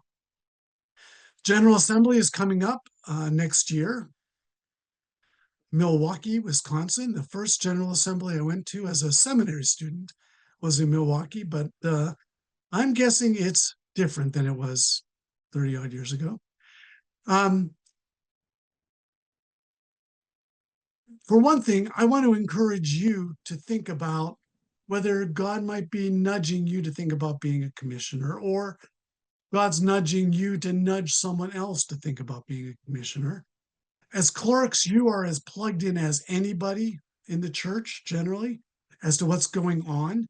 And so that makes you a great person to go because you come with some understanding. But there are also people, clerks or not clerks, who just show a love of the church that might express itself well as being a commissioner. So the nominating form is available on our website, and you can nominate yourself, and there's a process you go through. And we'll be electing those people in November, so you will want to get on that soon. I think the deadline might be the end of this month, but you'll want to check the nomination form itself. Um, the General Assembly affects us, as we'll see in a few minutes, in very concrete ways in the life of our congregation. And nothing comes up at the General Assembly unless it's come from a lower council of the church. So a session, a presbytery, a synod said, we've got a good idea, and we think the church should think about this good idea. So it is not this is not a convention where you go and, whatever people do on wild conference trips. This is this is work. It's a lot. It's a lot to do. It's important, but I can say it's as life-changing as anything I've been a part of in the church. We have one overture going before the General Assembly already, and we have two more in process. So Highlands Presbytery is trying to share some thoughts we have had in the hopes that if our idea isn't the best idea, then maybe the General Assembly can make it better and maybe come up with the best, and that would be great. This General Assembly, like the last, will be partially, the first week will be online, the second week will be in person. You have to attend both. It's not, you can't do one or the other, and that's been a concern. This is new, so it's somewhat understandable, but I can't be any more crystal clear. You need to attend both, even though the first one is by Zoom and the second one is in person. And there's some big things coming up. The Unification Commission, which is uh, kind of combining our structures into one, which is a massive change in the church. And there is the funding model development process that will be presented. And that comes out of Newton/Highlands Presbytery. It was Newton, and Highlands has been riding herd on it ever since. Well, there's actually a team that's working on it, of which our presbytery leader, Gene Raddick, is a part. But this is about, how can presbyteries do a better job of funding the ministry at the congregational level, the presbytery, the synod, the General Assembly. Again, this is a massive shift that 15 years ago, nobody would have imagined we'd be talking about this. And it's come right out of our presbytery. So those are some of the big things to expect, but I do encourage you as much as I can to think about whether this might be something you're interested in or called to. That General Assembly resulted in a number of amendments to the Book of Order. These things are in the Book of Order now, which means we are all responsible to them. There are actually a lot more than these, but these are the ones that are more particularly pertinent to congregations. For one, we've talked about the examination and that need for an inclusion question of some sort. There are no longer any non-disclosure agreements. And I say that carefully because there never were. We never permitted non-disclosure agreements. But some churches, in part because of the corporate culture we so often reflect, would have a non-disclosure agreement. In particular, the Book of Order has two new places where this is pointed out. When it comes to someone who is in a temporary pastoral relationship, covenant supply pastor, as we say in Highlands, when they leave, there cannot be a non-disclosure agreement. For installed pastors, there cannot be a non-disclosure agreement. So if it comes up in conversation, just say no. That's a non-starter. We can't do it. End of subject. We already talked a little bit about the addition of adults with vulnerabilities to the child and youth protection policy. That is an addition to that policy. It's not a new policy. And as I said, you can find information on that in places on our website. I do think we probably need to come up with something that's more easier for you to find. So I will add that to my to-do list for when I come back from vacation. Mandated reporters. The church has always had pretty clear definitions on mandated reporters. This new edition simply says all those things we said about mandated reporters, they are mandated. So your pastor, your church officers, if there's any inclination of sexual abuse or misconduct, the policies that we have in the Book of Order and the presbytery and in your congregation, you have to do that. The nice thing is you don't even have to think about it. You have any suspicions, you just need to react, and the authorities will do whatever is required. And people are found not guilty of things. We hear about the people who are found guilty of things.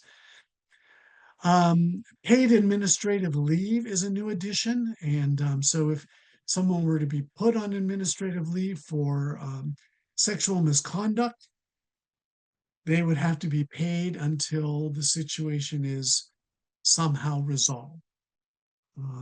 I will tell you that is one of the overtures that the Presbytery of the Highlands is working on. Not that we have an answer to our questions, but that we think there are enough questions that there should be a group at a higher level thinking about this. And finally, concurrences are no longer required for overtures to the General Assembly. Now, you may say to yourself, well, why does that matter to us? Well, in the past, a presbytery needed to have another presbytery agree that this should come to the General Assembly. Now, if your session comes up with what it thinks is a good idea, and they send it to the presbytery, and the presbytery says, that is a good idea, that's it. It'll go to the General Assembly. You won't need another presbytery thinking, is that a good idea? Is that a bad idea? Doesn't matter. It'll just go to a committee at the General Assembly, and they will forward it on through the process.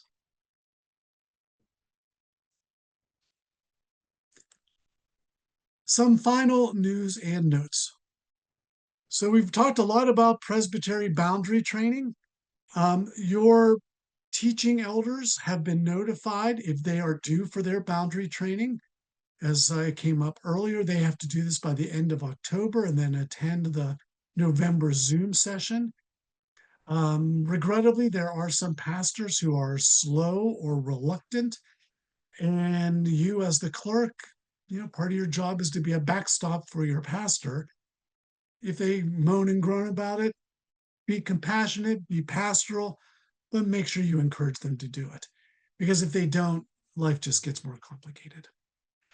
For those of you who keep track of such things, and I hope you do, Pastor Appreciation Month started on October 1st.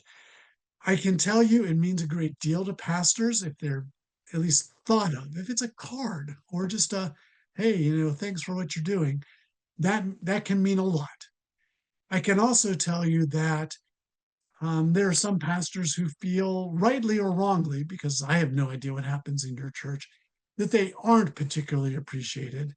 And it can become a real problem. It becomes a sore that was infected. And I would hear from pastors who would just go on and on about, oh, they care about this, but they don't say anything nice about me. And again, sometimes people just feel that way, whether it's true or not. But just something for you to think about. There is going to be on October 23rd, and it was in the clerk's News for Note Takers newsletter. In fact, I believe all of this is in that newsletter that went out a couple of weeks ago. October 23rd is a Holiday Back to Basics Zoom instruction. It's in the evening, starting at 7, and it's led by Flor Velez Diaz, who is just incredible. She's in the Office of Constitutional Services, and her main focus is works with church discipline, but she knows it all. She is terrific and a great teacher.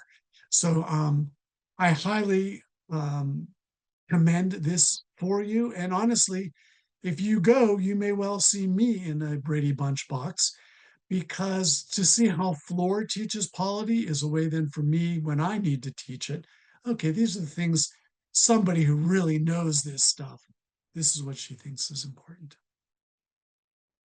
If you have not yet signed up, and I know many of you have not, we have a church safety and security workshop on November the 1st, and it's all day at the Community Presbyterian Church of Chester. Highlands folks, you have known about this for a couple of months, but we have recently told our neighboring presbyteries about this, and it's in person. So wherever you are, you would have to come to the church in Chester, but it's now open to anybody who would like to attend. I say that to the Highlands folks because that means there are more people who will try to claim one of 50 spots. Presbyterian Disaster Assistance, because it's very hands-on, you're going to be active in a lot of ways. It's limited to 50 people because there just wouldn't be enough, I guess, to otherwise, or there'd be too many people otherwise. So I know that some of our neighboring presbyteries are looking into sending people to see what it's like, and that they will be hosting their own version. And so people from Highlands may be invited in the future, but for a sure thing, it's an all-day event, but I hope I get to see some of you there, or some of the people from your church. This is not for clerks. It is for, how do they put it, human-caused disasters.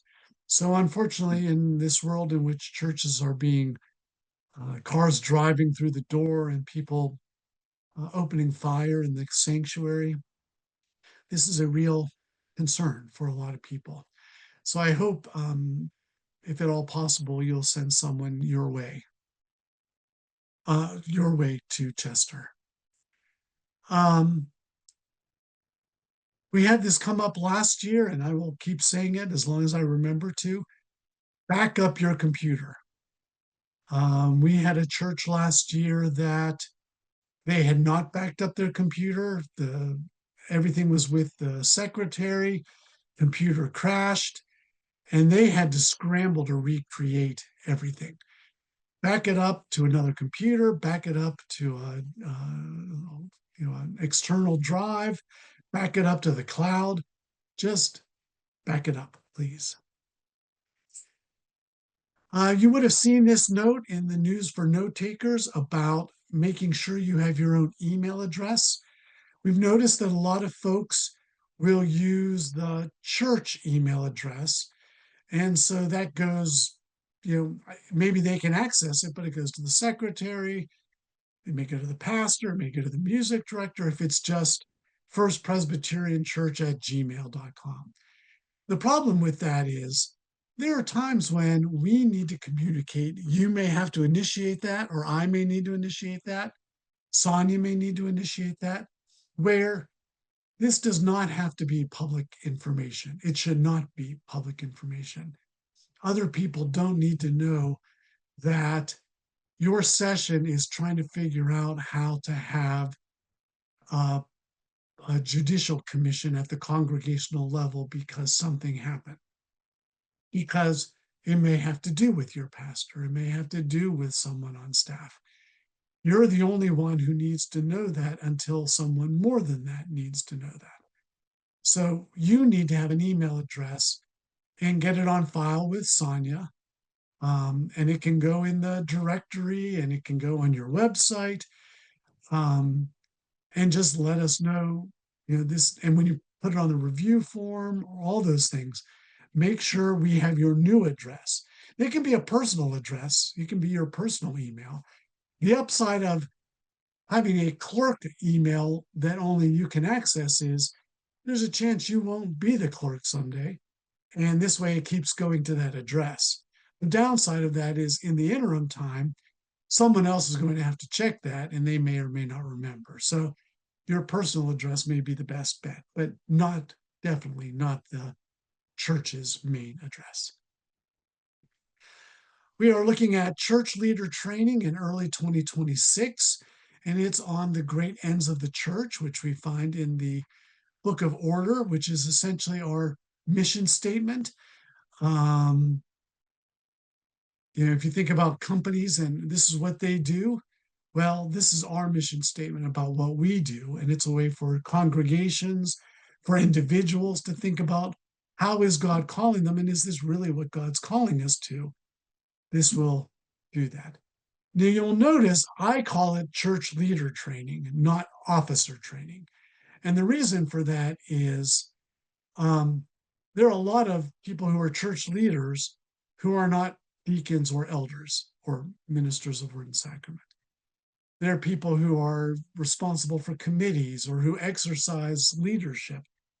But it is officer training as well as church leader training, which means for those of you who are wondering, well, how do we instruct someone? So we talked a lot about examining. We didn't talk a lot about instructing. This is a way you can instruct them. They attend, this one's 3 sessions, 3 evenings by Zoom. And if they attend that, that's being instructed. If you tell your session, hey, there's this Polity Back to Basics event by Zoom, one night, it's great, that is instruction. If you send someone to the safety and security workshop, that is instruction. And so that is a way, by your encouraging people to do these things, they are learning things not just for their benefit, but for the benefit of the church. If they take a polity back to basics and a question comes up and you're there, well, this is, yes, the pastor is a full, complete member of session. Well, I'm not sure that's true. Well, the person who went to the back to basics thing can go, no, I heard Floor say it. I believe what Floor said. There you go. So that person is supporting you in your work. So church leader training comes in a lot of ways, and I hope you'll take advantage of it. You're supposed to. Some people are supposed to if they're officers, to be sure. And then finally, I can't say it enough, so I'll say it one more time.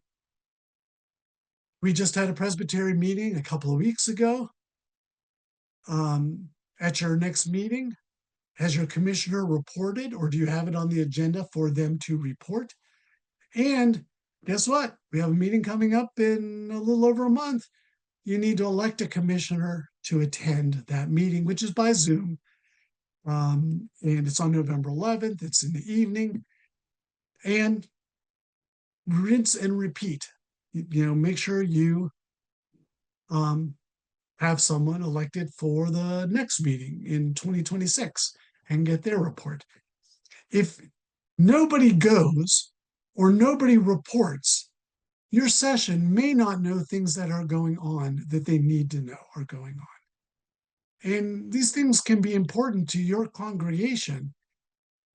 But if you're not aware of it, it does no one any good. And so that it can seem picayune. What does it matter? Well, it matters. And that's why it's there on the review. But it's one that, gosh, 95% of the time is left blank or no. And that really shouldn't be the case. Any questions Steve? about any of that? Yeah, Yes. yeah, Steve, I have a question Yes. concerning presbytery reports.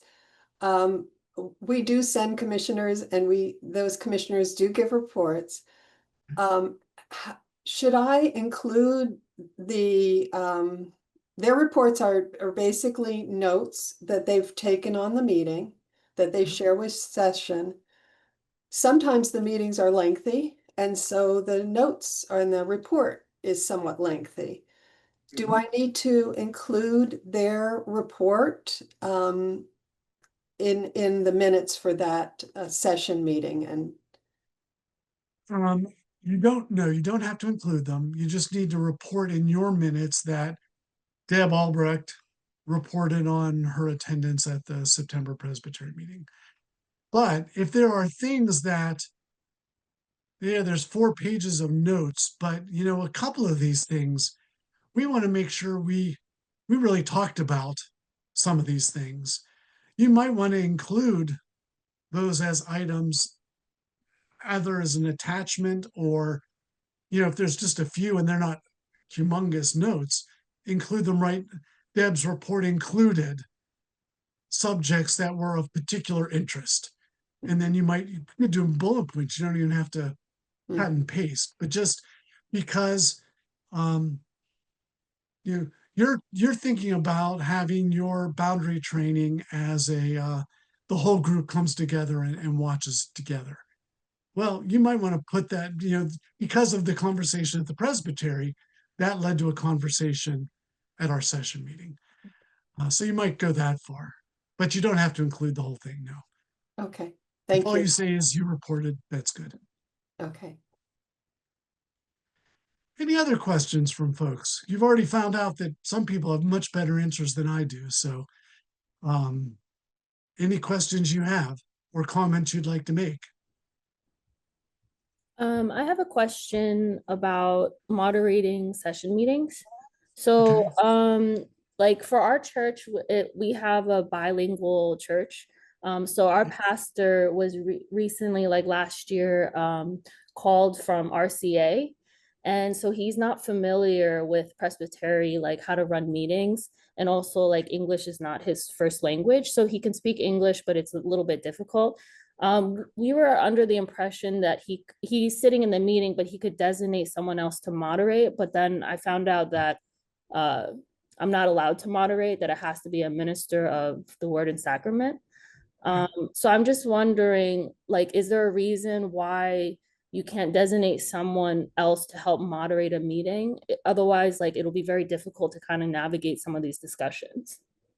Well, he can appoint someone, but they do have to be a minister of word and sacrament. Right. So, right. So yes, he can, but it can't be anybody or just anybody. And that's in the book of order, that the moderator has to be a minister. So what I would suggest is contacting the Committee on Ministry and explaining the situation, or having him do so. And they can make arrangements for someone who, you may be there next to the appointed moderator saying, this is what was said. So that the person who's doesn't speak anything other than English knows what's going on. But Mm. then when there's a question that comes up, someone can look to them and say, okay, you're the moderator. What do we do? So yeah, that would be my suggestion. I'm not sure who your liaison is off the top of my head. It's Reverend Tim Clarkson. Oh, okay. Yeah, but I guess my question, I know it's in the Book of Order. I guess my question is to why it can't appoint like a session clerk or an elder. Like, why is it that it has to only be someone from the Word and Sacrament? I would have to research. I'm not even sure exactly. I think that's been the way it's always been. Oh, That you've always had to be a teaching elder to be the moderator. Um, so I can't say why. I can only tell you that it is, and it has been that way for, mm, because, I mean, if you think about it, for the longest time, wrongly, not rightly or wrongly, teaching elders were seen as, the authority on all things. And right. so for the longest time, you would never, and I mean, if I'm really going to get into the weeds, you're a woman. I mean, my gosh, could I really let you be the moderator? So for the longest time, it was just assumed it was a teaching elder. I see. Fortunately, we've expanded on that. And that's where, honestly, Christine, your session would be one that would say, we think the General Assembly needs to think about that, because there are cases where that's just not helpful. And Yeah. you could come up with an overture and it could be discussed at the General Assembly. You even have time to do that right now Mhm. for the next assembly, to say, once that might have been true, but a lot of things aren't true the way they once were. Yeah. That's and then what would probably happen is, if it were passed, presbyteries would be given the discretion to say, we agree with this change, or they could say, no, we still think it has to be a teaching elder. Mhm. Okay. So that's in your power right now. Thank you. And if you really want me to dig, just send me an email Okay. to dig into the origins of that. Okay. And also, what was the date of the next Presbytery meeting next month? November 11th, Okay. Veterans Day. Thank you. Sure. It's at 7:00. Mhm. Any other questions from anybody?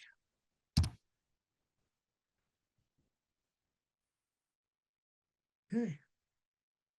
Well, I can't thank you all enough for being here today and what you'll be taking back to your churches, and for the collegiality you show each other in reaching out to one another for help, and being willing to share what you know. Um, the truth is, it doesn't have to be that way, but you make it that way. And it is what the church is about, that we are all one body. As spread out and as different as we are one body.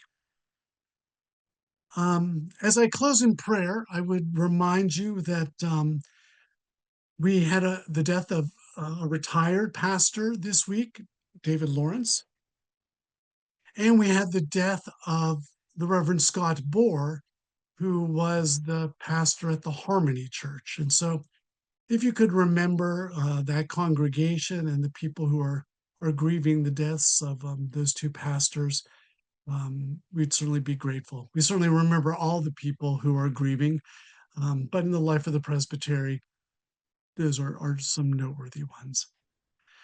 And with that, let's close in prayer. Loving God, you bless us in more ways than we could ever name or imagine. Every breath we have is a gift. Every opportunity we have to exchange your good news, to receive it. I pray that you would bless each of these folks who have made such an important commitment. It means so much to the church that what they do is done. So bless them in that ministry and in all their ministry. The things they do today that they will be called to tomorrow. Bless their congregations, that we all might be followers of Christ, his hands and his feet in the world. We pray all of this in his name. Amen.